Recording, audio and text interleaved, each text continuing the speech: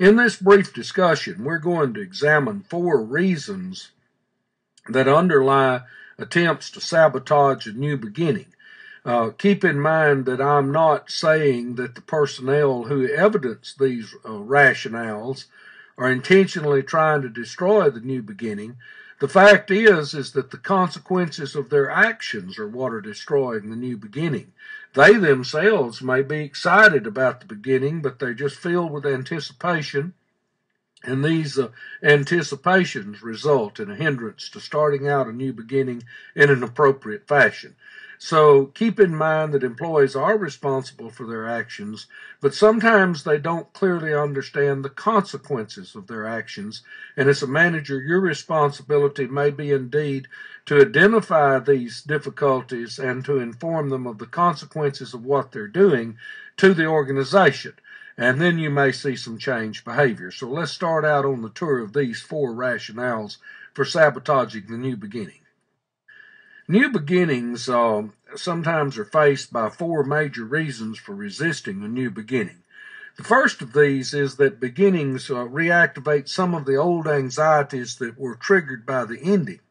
If you will recall, in previous lessons, we talked about the fact that before you can move into a new area, you have to let go of the old area.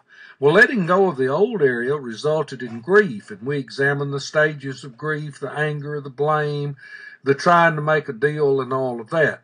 Well, you may think that all of those things have been moved beyond, but have you ever noticed in your own life that when you grieve over something, that suddenly you look up and it can be re-triggered by something that was totally different from that? My sister, who was 2 years younger than me, back when she was 20 years old, took an overdose of pills and killed herself. And she had tried on numerous occasions to take her life. On this one, she was successful. I've gone through the stages of grief, and I've moved on with my life. And that's well over 30 years ago. But every now and then, something will pop up, and it will reignite the grief that I felt when I found that she had ended her life. Well, you have to put that in light of employees. You have to replace that fear with something. There may be some action or something that takes place as they start to launch out on the new path, which suddenly reinvigorates the grief that they had over leaving the old way. It's not that they intentionally want to destroy the organization.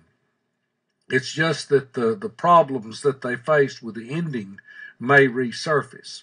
Another issue that may come to mind is that the new way of doing things represents a gamble or a risk. People fear that the idea might not work. There are those that enjoy going to the casino and those that don't. My wife, for instance, if I were to hand her $100 bill and say, play the slot machine, she sticks the $100 bill in her pocket and leaves with it. She isn't about to risk anything that it is hers. Now, if I had a $100 bill in a machine, she might push the button for me as long as she gets the winnings. Well, there are people that are like that at work. They fear risk. And when you're going into a new area, then there's a lot of risk, and people fear that an idea might fail. And people really don't want to be associated with failure. For instance, if you'll notice in the playoffs this year, how many folks were rooting for the Cowboys?